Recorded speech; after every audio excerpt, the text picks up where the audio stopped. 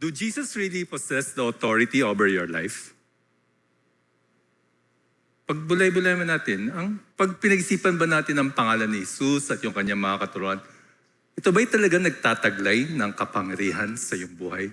When you think of Jesus, when you reflect on Jesus and His teachings, do they really rule over you? Or, kasi we live in a culture na madalas, pwede naman. Remember? Kasi when we translate the word authority to Tagalog, autoridad, sabi ng isang Bible translation. Kaya lang, pag nag-iisip tayo ng human authority, hirap, di ba? Hirap mag-submit sa human authority knowing that we cannot find such an authority in the human nature wherein we can or willingly would like to submit ourselves to. Halimbawa, autoridad. Nung past week, may mga TDRO sa DC lang nanguhuli ng jaywalkers. Ang dami na, naka-green, naka-hedera doon. Siyempre, ang tao sa anayan naman tatawid, walang pedestrian, tatawagin ng TDRO, kukunin ang pangalan. That day, ang dami kong chore sa bayan. Pupunta ako doon, tatawid ako pedestrian, gano'n ako. Tapat lang Babalik ako. And that's why we find it hard to submit ourselves to the authority of Jesus and His teachings. Kasi madalas nadadala natin yung kultura natin na ito yung sinabi ni Jesus, pero pwede naman tumawid pag walang TDRO.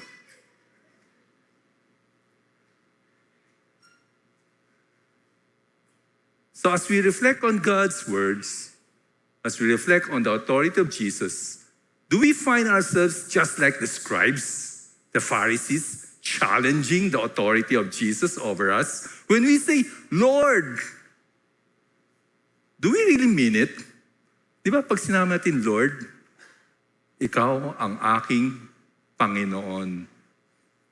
Ibig sabihin, ako ay susunod sa iyo. Kaya lang,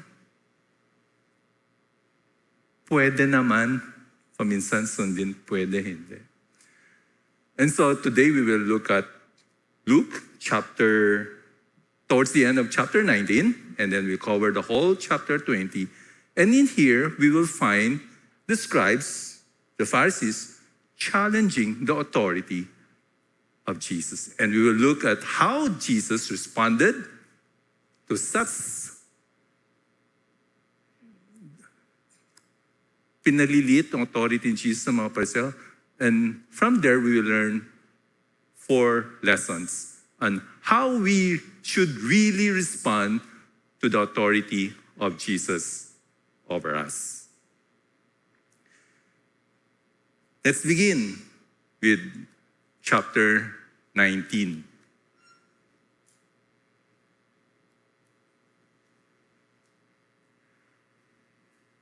Here we find the story of Jesus cleansing the temple. As he entered the temple, that's Jesus, and he began to drive out those who sold, saying to them, "It is written, my house shall be a house of prayer, but you have made it a den of robbers." And he was teaching daily in the temple. The chief priests and the scribes and the principal men of the people were seeking to destroy him, but they did not find anything they could do, for all the people were hanging on his words. So nakita natin dito, si Jesus dumating sa temple, nakita niya may mga nagtitinda, may mga money changer sa labas ng templo. Bakit nga ba may ganon?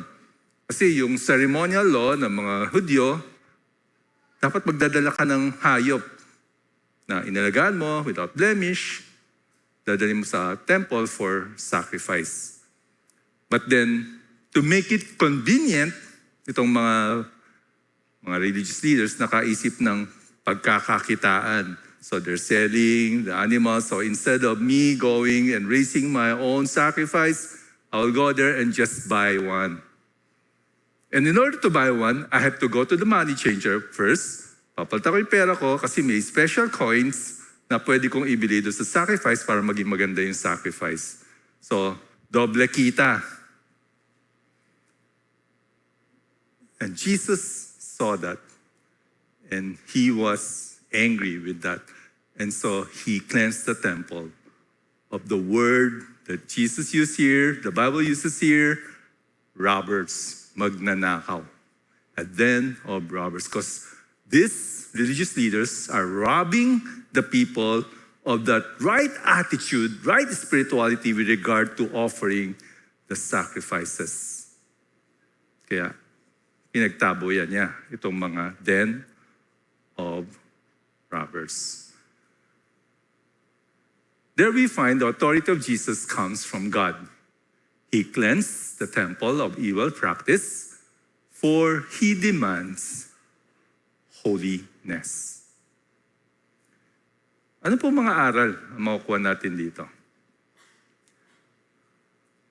We stress that our God is a gracious God.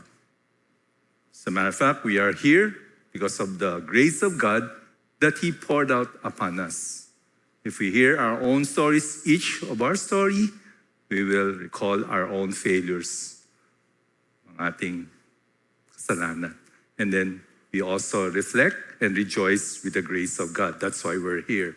We can stand, we can sit, we can worship God because of the grace of God. Grace means unmerited favor, right? Binigyan tayo ng Panginoon ng buhay na walang hanggan, kapatawaran ng kasalanan, ayon sa kanyang biyaya. Since we are all sinners, we rely on the grace of God. It is also the grace of God that sustains us, even with our walk with God. But we also have to understand that God is a God who is holy. Siya ang Diyos na banal. Just as God is gracious, He is a God who is also holy. And He calls us people who have been made holy because of the death of Christ, the sacrifice that Jesus gave to us. We are also called to live out what God has placed upon us, holiness. Hindi dahil punong-puno ng biyaya ng Diyos, kakalimutan na natin na ang Diyos ay Diyos na banal. So how do we respond to that? Authentic disciples admit that they continue to sin against God. I think that's the proper heart attitude of each disciple of Christ. Na meron tayong recognition, meron tayong admission na tayo patuloy na nagkakasala sa Diyos. We make God a liar if we say we sin no more. That's the proper attitude. But then also, an evidence of a disciple's authenticity is a life that pursues holiness. Pagpapatunay na ikaw ay isang tunay na disipulo, ikaw ay naghahangad na mamuhay ng banal. Ibig sabihin, lumalayo ka sa kasalanan. Ibig sabihin, the continuing work of the Holy Spirit is in you and you're progressing more and more each day towards holiness. Anong ibig sabihin nun? Ang ibig sabihin nun, kung ikaw ay tunay na mananampalataya, meron kang wrestling inside. Kasi nga, pag namuhay ka na sa isang habit of sin at hindi ka nako-convict, then there must be something wrong. Because as the Holy Spirit lives in you, making you the temple of the Holy Spirit will convict you deep inside you of that sin that you have been doing again and again and again. And so, one evidence na ikaw ay tunay na mananampalataya is that you pursue to live holy life. Yes, there's admission that you continue to sin, but there is that wrestling within you that you would like to live holy life.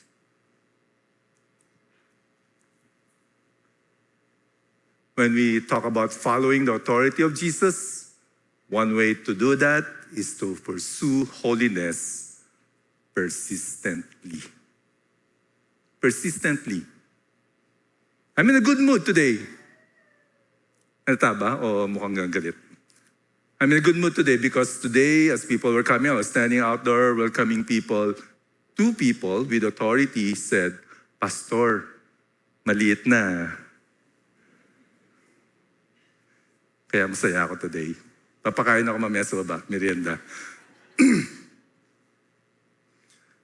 So, one of them who has the authority over health, I responded by saying, Praise God, may nakapansin din. Ilan linggo na yan, ha? But during those weeks of treadmill and other things, may lapses din. May isang week na I was not feeling well. I was taking some meds, so nag-stop ako. And then I sense also during that week, bumabalik yung fats. F-A-T-S.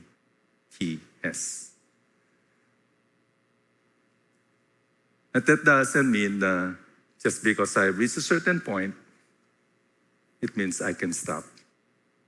Because I have to do it persistently in order that my body will shed or shred the fats needed. In the same way, spiritually, we need to persistently come to God with repentant heart, acknowledging that we have sinned, not only through tears of repentance, but that willingness, that wanting to turn around from sin and continue to pursue holy living. And with the help of the Holy Spirit, that it may shed and shred the fats of sin in our life. I want you to take a moment to reflect. Perhaps there's this particular sin that has crept into your life, into your heart, that you are striving, wrestling to get rid of.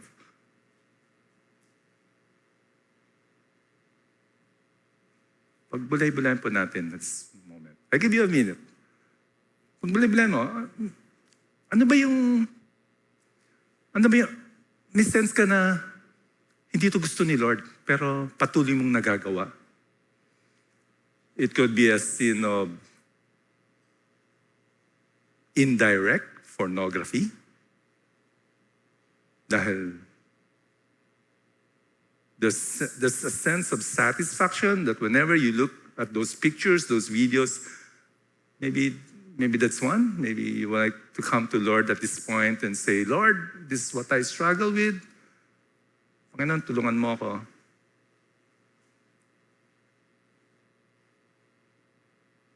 Or maybe a sin of jealousy. Simple sin of jealousy that whenever you hear and see people being blessed materially or what, you tend to have a heart of wanting to put down the other person instead of rejoicing. Maging masaya ka dahil pinagpala yung kumare mo na maybe a simple sin like that. Why don't you come to God at this very moment? Reflect on it and say, and talk to God right there where you're seated. Or maybe it's another sin or something that you like to strive on, to live a life that is pleasing to God. A life that will truly honor God. And that's the way that God is bringing you at this very moment. Come to God. Talk to Him.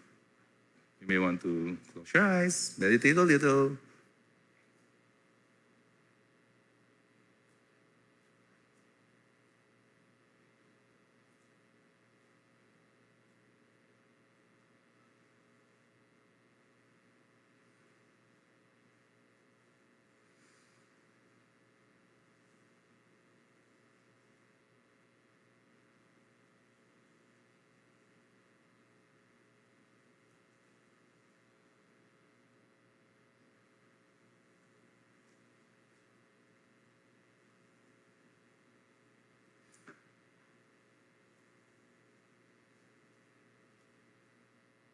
When you talk about Jesus having authority over you,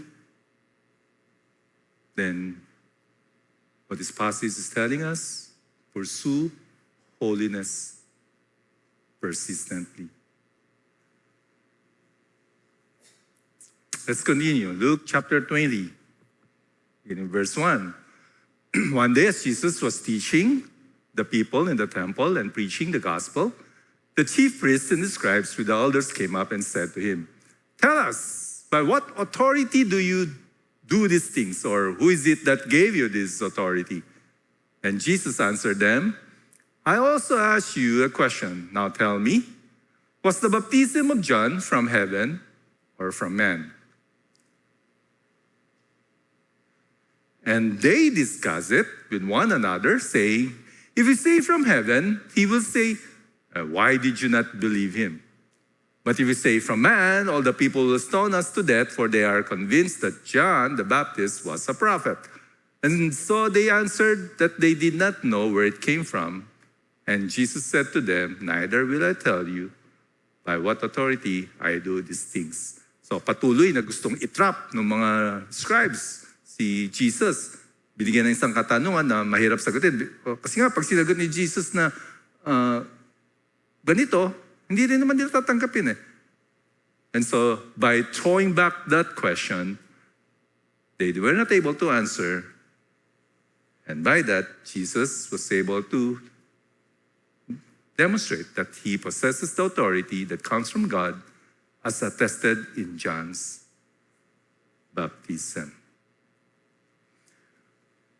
After that, Jesus uses a parable in order to demonstrate the authority that he possesses. And he began to tell the people this parable. Gumamit ng isang parabola ang Panginoon Jesus upang magturo ng isang deep spiritual truth using a story that we find here on earth. That's the definition of a parable. A man who planted a vineyard and let it out to tenants and went into another country for a long while. When the time came, he sent a servant to the tenants so that they would give him some of the fruit of the vineyard. But the tenants beat him and sent him away empty-handed. And he sent another servant, but they also beat and treated him shamefully and sent him away empty-handed. And he sent yet a third. This one also they wounded and cast out. Then the owner of the vineyard said, "What shall I do? I will send my beloved son. Perhaps they will respect him." But when the tenants saw him, they said to themselves, "This is the heir. Let us kill him, so that the inheritance may be ours." And they threw him out of the vineyard and killed him. What then will the owner of the vineyard do to them?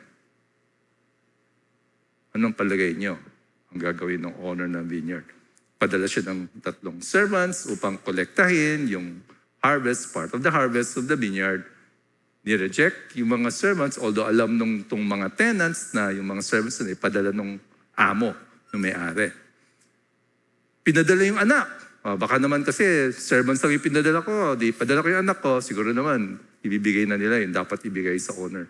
Hindi pa rin, pinatay nila yung anak. He will come, the owner will come, and destroy those tenants and give the vineyard to others. And when they heard this, they said, "Surely not." It's a parable that the scribes understood. Naintindihan ng mga scribes. Ano yung ibig sabihin ng parable na yon? And that's why they reacted by saying, "Hindi ah!" Nung sinabi ni Jesus na darating ang owner at i-destroy yung mga tenants. Verse 17, "But he looked directly at them and said, 'What then is this that is written? The stone that the builders rejected has become the cornerstone. Everyone who falls on that stone will be broken to pieces, and when it falls on anyone, it will crush him.'" So parang nagtatayo ng bahay, nagbubungkal, may isang bato na parang, ay, walang kwenta yan, itapon na lang yung bato. At yun na nangyari. Tinapon yung bato. Yung pala, yung diniscard na bato ng mga scribes, mga Hudyo, Yung pala yung pinakamahalagang bato. And that's referring to the Messiah, the Savior, who has become the most important stone of the building up of the kingdom of God.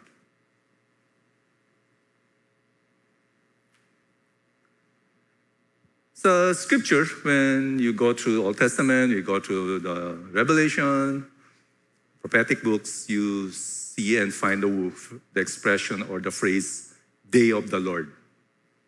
Day of the Lord, referring to the end times, the many events in the end times. And when we think of the day of the Lord, pwedeng dalawa ang responses ng mga makakabasa o makakarinig. Ano bang kahulugan ng day of the Lord? Ano yung mafe-feel mo? Ano yung ma-express mo pag nabasa mo ang day of the Lord? And to those who rejected Jesus Christ, the day of the Lord will be a day of dreading, because it will be a day of judgment.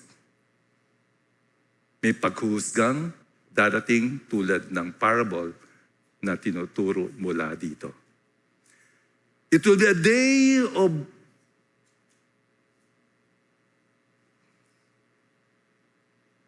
for those who rejected Jesus Christ, it will be a day that they hope will not come. Pero kung ikaw nananampalataya sa Panginoong Jesus, tinanggap mo siya sa buhay mo, sinuko mo ang buhay mo sa Panginoong Jesus, the capstone,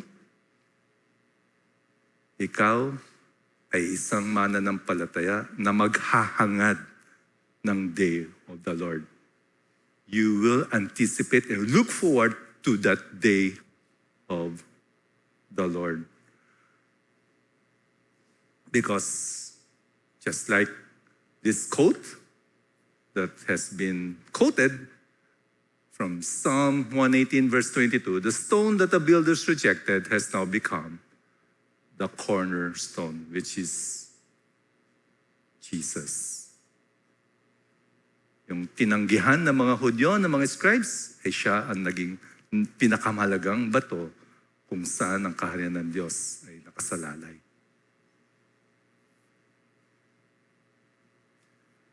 But to you, let this be an encouragement.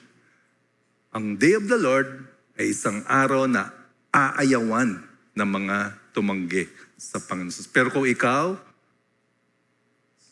totoo mong isinuko ang buhay mo sa Panginoong Hesus, kinilala mo siya bilang iyong tagapagligtas,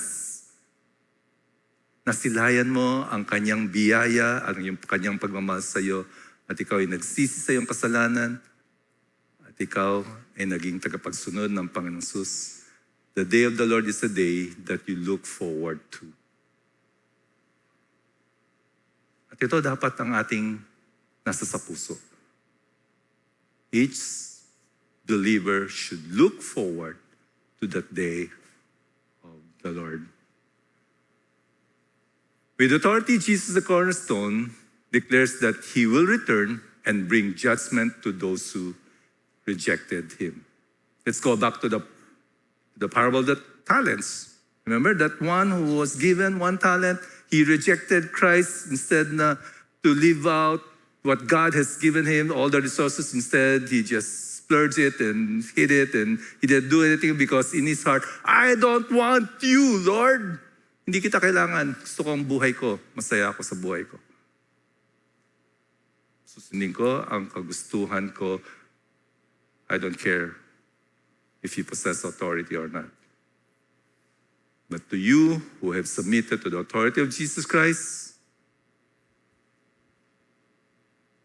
you look forward to his coming again.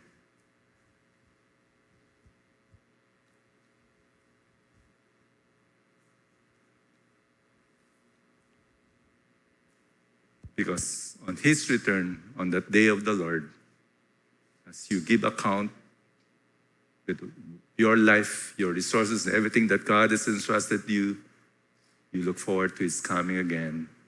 And that day you will be blessed with true spiritual riches. Don't we all await that day and await the commendation that we will hear from our God and Savior. Well done, good and faithful servant. You have been faithful over a little. I will set you over much. Enter into the joy of your master.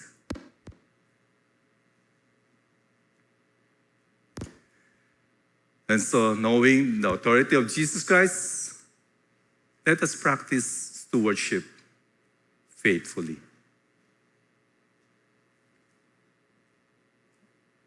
Mga pinagkatiwala sa'yo. Ano ba yung pinakamahalagang commodity para sa'yo? Time? Diba? Napakahalaga ng time.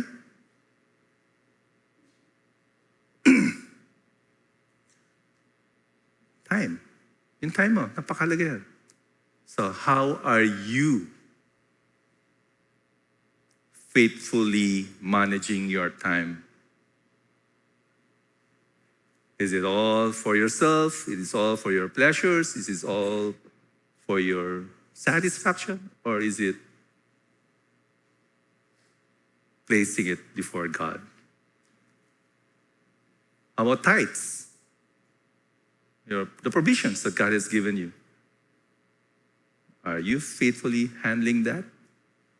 Are you considering the kingdom of God whenever you have received blessings?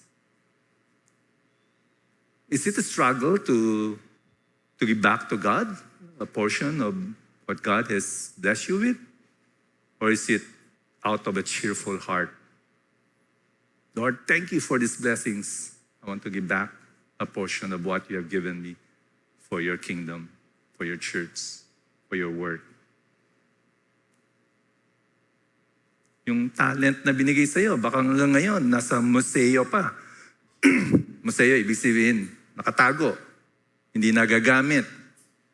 Baka yung talento mo na nariyan. Baka time na para gamitin para sa gawain ng Panginoon.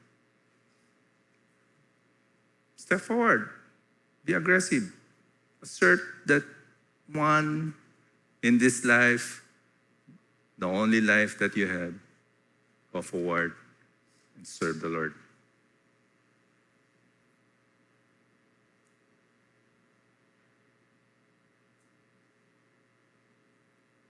Nangungusap ba si Lord? Meron ka ba naiisip? Ay, oo nga pala. Matagal ko na naisip to na pinagagawa ni Lord, di ko pa ginagawa hanggang ngayon. With my permission, you can pull out your phone or a piece of paper, write it down. Sulat mo yung sinasabi ni Lord sa'yo ngayon. Kasi pag di mo sinulat, mamaya pag kumakain ka na ng merienda sa baba, nakalimutan mo na. Ay, ang sarap naman ng, ano ba merienda mamaya? Tinapay. Cost-cutting tayo, kaya puro tinapay na lang sa baba. Uy, masarap yung bibingka last week, oh. Write it down. Come on. If the Spirit of God has prompted you to do something, why don't you write it down? Lord, yeah, this is what you have been telling me. I will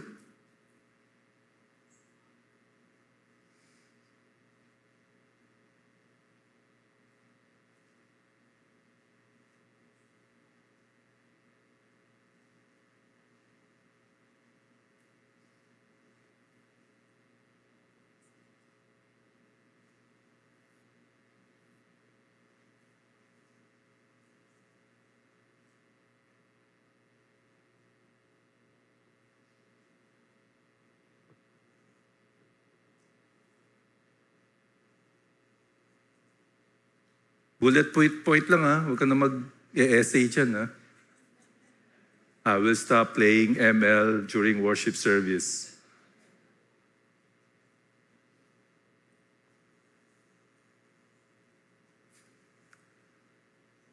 Point number 2. Let's go to point number 3.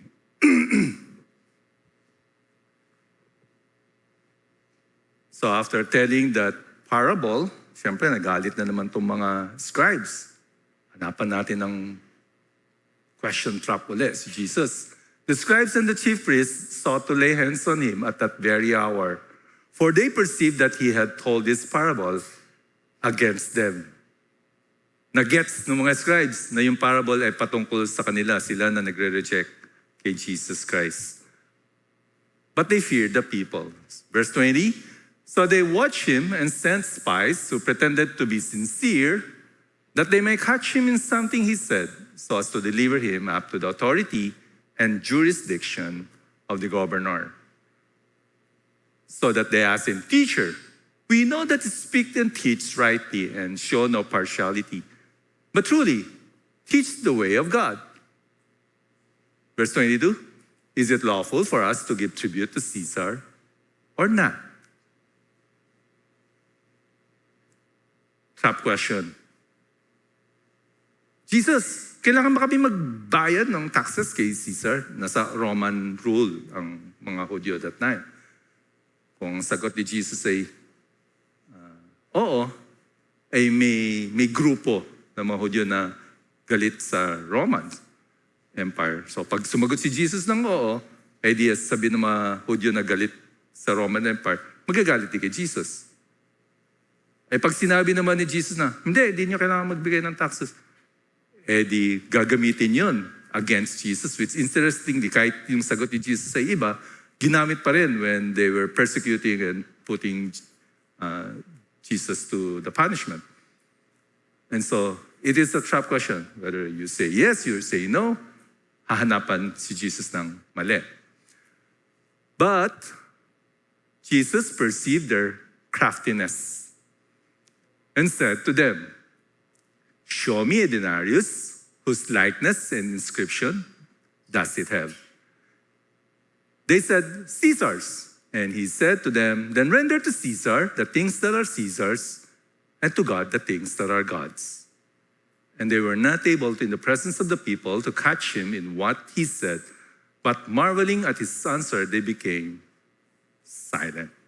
So Jesus, in his wisdom, was able to respond with the trap question, and they were not able to say anything. The authority of Jesus was shown in his discernment and wisdom from above. Pero ano ba yung lesson na pwede nating makuha dito? Give human authorities the honor due them.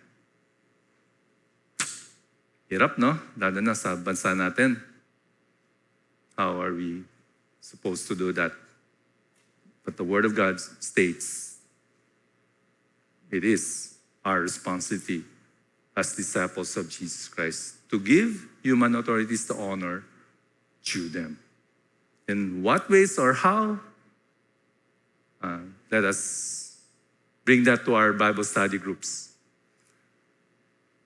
But Jesus also responded wisely, and in his response, we learned the lesson, give God the honor due him. Are we giving back to God the honor due him?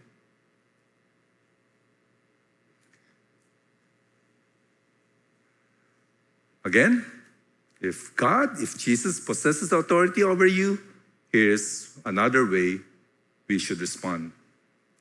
Pay honor accordingly. Pay honor accordingly.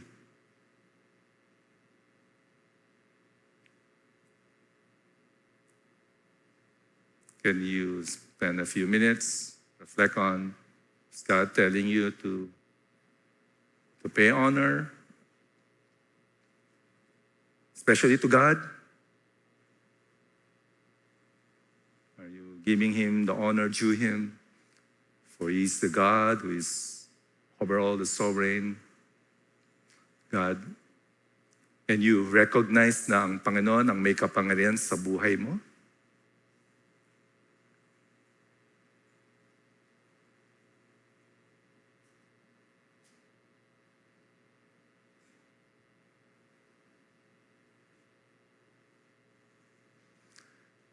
Pay honor accordingly. Let's go to our last point.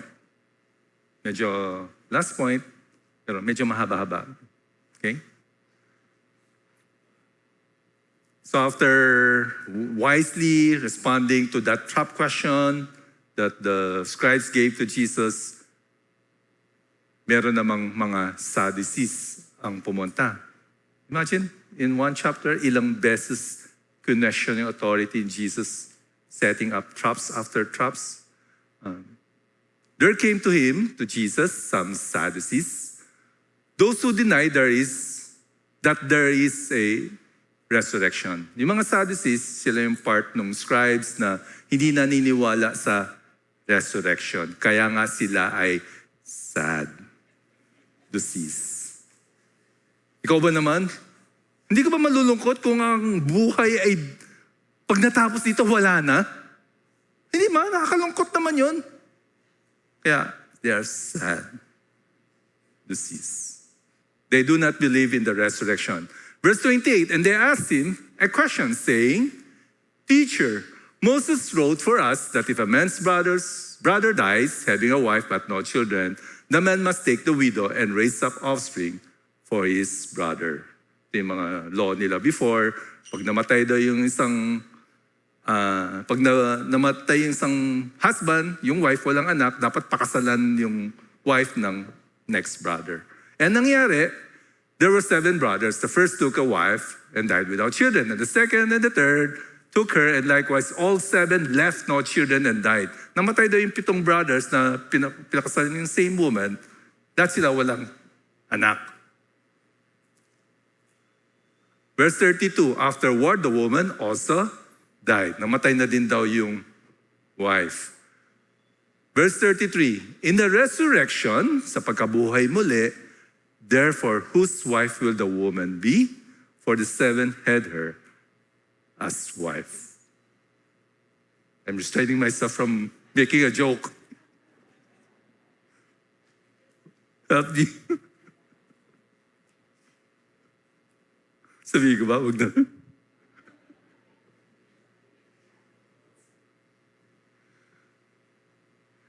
And so it's again, the Sadducees not recognizing resurrection, hindi sila naniniwala itong mga Sadducees sa pagkabuhay muli. Gumagawa sila ng hypothetical question na napakahirap sagutin. And this is how the way Jesus responded to that question. Jesus said to them, the sons of this age marry and are given in marriage, but those who are considered worthy to attain to that age and to the resurrection from the dead neither marry nor are given in marriage. For they cannot die anymore because they are equal to angels and are sons of God, being sons of the resurrection. And so Jesus responding by, in his authority, declaring the truth about resurrection. Sa pagkabuhay muli, wala daw marriage because there is no more need for procreation, there's no more death. That's why there's no more marriage. Not that we will become angels, but because life is already eternal. For we have become and are sons of the resurrection. To those of us who have been identified with the resurrection of Jesus Christ. Si Jesus namatay para sa kasalanan natin, siya inilibing, nabuhay siya muli. Anong kahulugan nun para sa mga nanampalataya sa Kanya? Ang kahulugan nun ay tayo namatay na sa ating kasalanan at tayo'y bubuhayin din ng Panginoong Jesus. Ibig ng panibagong buhay, panibagong katawan, ayon sa ginawa niya para sa atin. That's why we are called the sons of resurrection. That one day, there will be a resurrection, the giving of a new body, that we will be spending eternity with God with.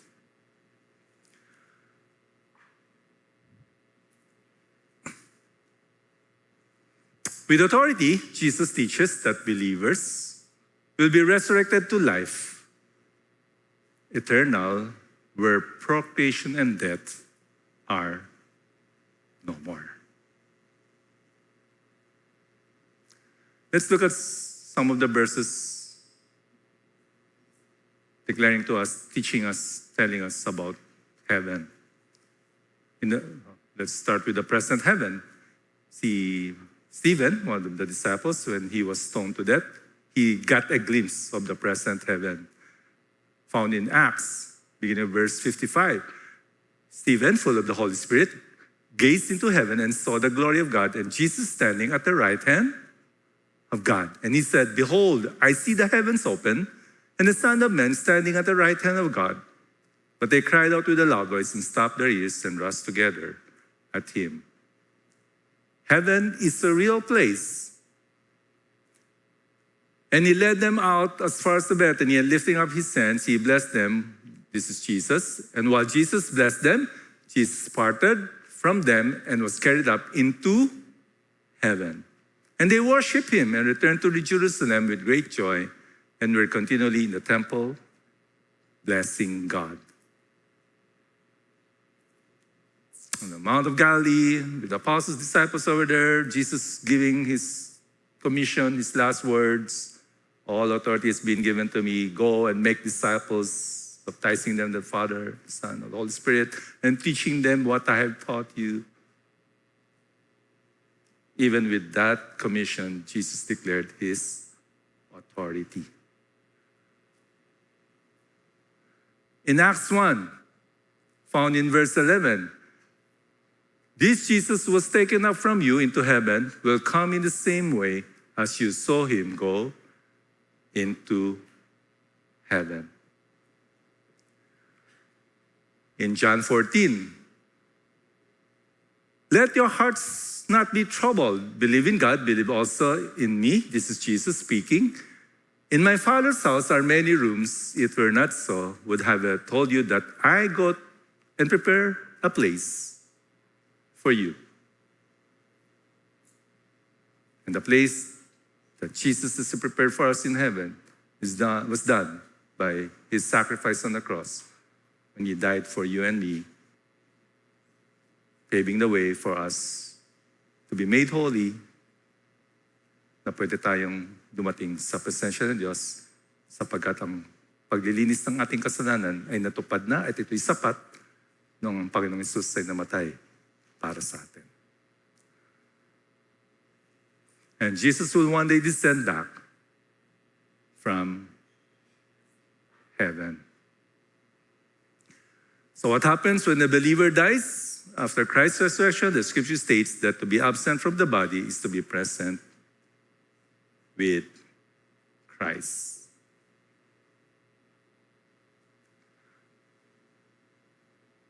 First Thessalonians 4, beginning with verse 13. But we do not want you to be uninformed, brothers, about those who are asleep, that you may not grieve as others do, who have no hope. For since we believe that Jesus died and rose again, even so, through Jesus, God will bring with him those who have fallen asleep. For this we declare to you by a word from the Lord, that we who are alive, who are left until the coming of the Lord, will not precede those who have fallen asleep. For the Lord himself will descend from heaven with a cry of command, with the voice of an archangel, and with the sound of the trumpet of God. And the dead in Christ will rise first. Then we who are alive, who are left, will be caught up together with them in the clouds to meet the Lord in the air. And so we will always be with the Lord. Therefore, encourage one another with these words.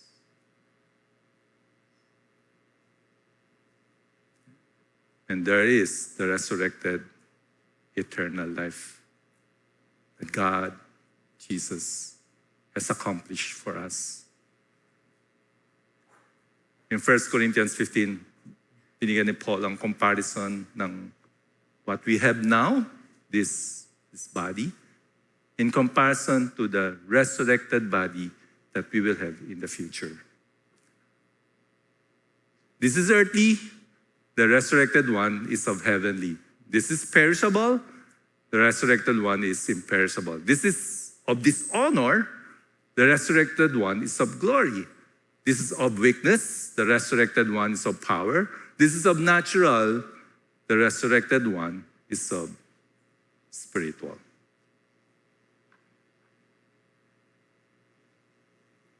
And that's the kind of resurrected body life that Jesus has accomplished for us.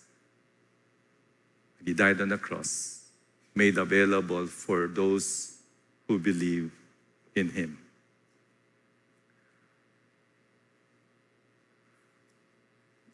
Balik tayo sa Luke 20. So, nagturo ang Panginoong Jesus patungkol sa resurrection. And towards the end of Luke 20, this is what has been written for us. But that the dead are raised, even Moses showed in the passage of the bush, when he calls the Lord the God of Abraham and the God of Isaac and the God of Jacob. Now he is not God of the dead, but of the living. For all live to him. And some of the scribes answered, Teacher, you have spoken well, for they no longer dared to ask him any question.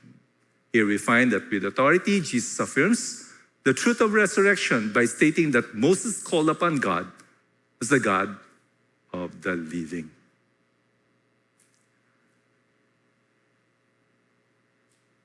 And Jesus said to them, but how can they say that the Christ is David's son? For David himself says in the book of Psalms, the Lord said to my Lord, sit at my right hand until I make your enemies your footstool. David thus calls him Lord. So is he his son?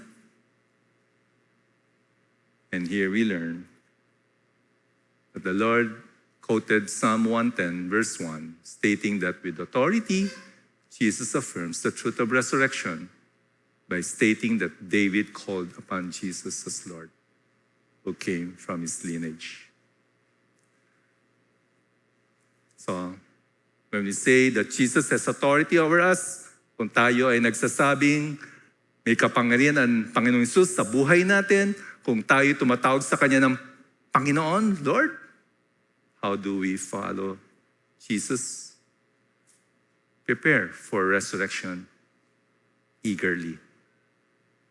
Kasi pag napag-aralan yung pagkabuhay muli, parang, sige, future lang yan. Pero does it really affect you and me and how we live our temporal life, the one sown in weakness, sinasabuhay ba talaga natin yung anticipation natin sa resurrected life? With eagerness?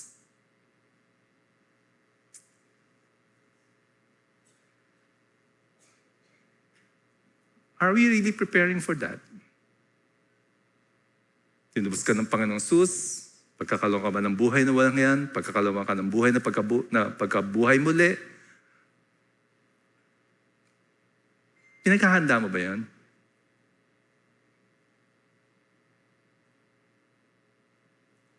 Meron bang sinasabi sa Lord sa'yo na ikaw ay aking tinubos, meron kang buhay na walang hanggan, yung buhay mo ditong maiksi, paghanda mo dahil merong buhay na naghihintay. Merong bagong katawan na naghihintay na hindi na nabubulok, hindi nasisira, hindi tumatanda, hindi nawawalan ng buhok.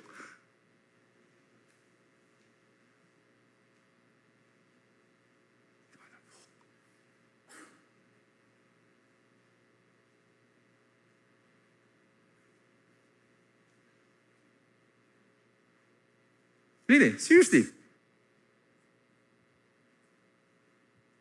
Alam niyo kasi, mga kabataan na narito, baka ang focus niyo talaga dito lang sa, bata pa kaya, high school, college. Pero kaming yung mga nandito, yung mga age na narito, alam na namin yan.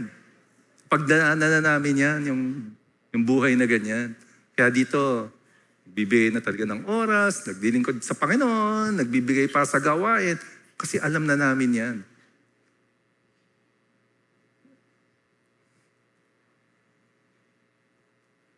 Take time to reflect.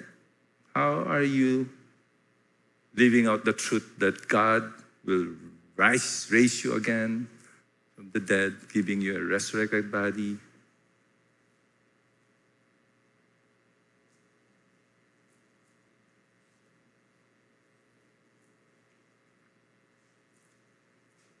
You want to pull out your phone again, type down something. In preparation for my resurrection, I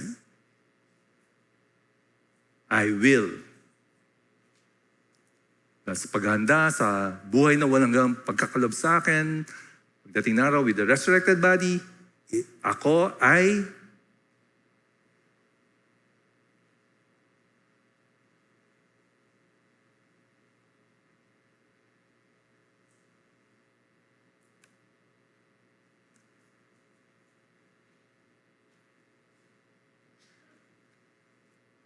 let's make a summary of the 4 P's I presented to you today. How do we follow the authority of Jesus? Pursue holiness persistently. Pay honor accordingly. Practice stewardship faithfully. Prepare for resurrection eagerly.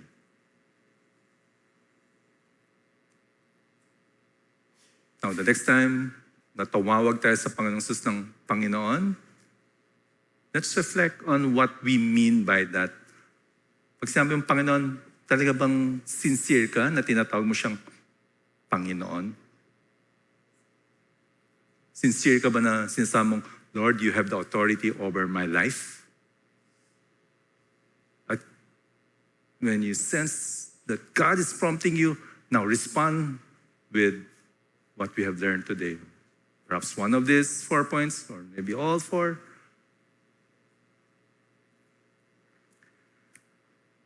We look forward eagerly to the resurrected life we have for eternity. Now, this wife that we had discussion, she was undergoing a trial in life. May pagsubok na dumating dito sa wife na to. And she said, one of the verses that comforted her or continues to comfort her is the one from Revelation 21. Na sa kabila ng kanyang pagluha, may promise daw si Lord na no more tears, more death, mourning, crying, pain. Na-comfort siya doon sa promise na yan in the midst of the hardship, the trial that she was experiencing. And her husband said, kaya lang yung passage na yan, pang end times. Yung Revelation 21, pang end times yan pang day of the Lord yan I was not able to react to that conversation, but I think the husband has a point. In this life, you and I will experience pain. In this life, we will have tears. In this life, there will be crying. Crying in the night, crying in the day. There will be. There will be mourning because of the loss of a loved one that went away, walked away. There will be mourning. There will be pain. But one day, all this will be gone. Can we all stand and read the passage together? Found in Revelation 21. Let's read it with such anticipation. Let's read together. Then I saw a new heaven and a new earth, for the first heaven and the first earth had passed away, and the sea was no more. And I saw the holy city, New Jerusalem, coming down of heaven from God, prepared as a bride adorned for her husband. And I heard a loud voice from the throne saying, behold, the dwelling place of God is with man.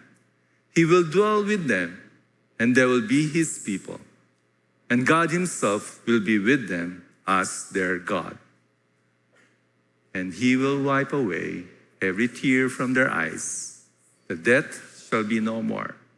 Neither shall there be mourning, nor crying, nor pain anymore. For the former things have passed away. And he who was seated on the throne said, behold, I am making all things new. Also he said, write this down, for these words are trustworthy and true. And he said to me, it is done. I am the Alpha and Omega, the beginning and the end. To the thirsty, I will give from the spring of the water of life without payment. The one who conquers will have this heritage, and I will be his God, and he will be my son. Let us pray. Thank you for your word, O Lord. Thank you for your promises. Thank you for your declaration. Thank you that you, Jesus, possesses the authority over us, for you are the sovereign, almighty God. Thank you for your word of comfort. Thank you that we can anticipate what you're doing here on this life and to the life after. We praise you, God, for such a hope that you have given us. For we sinners have been redeemed by your blood out of your abundant grace for us.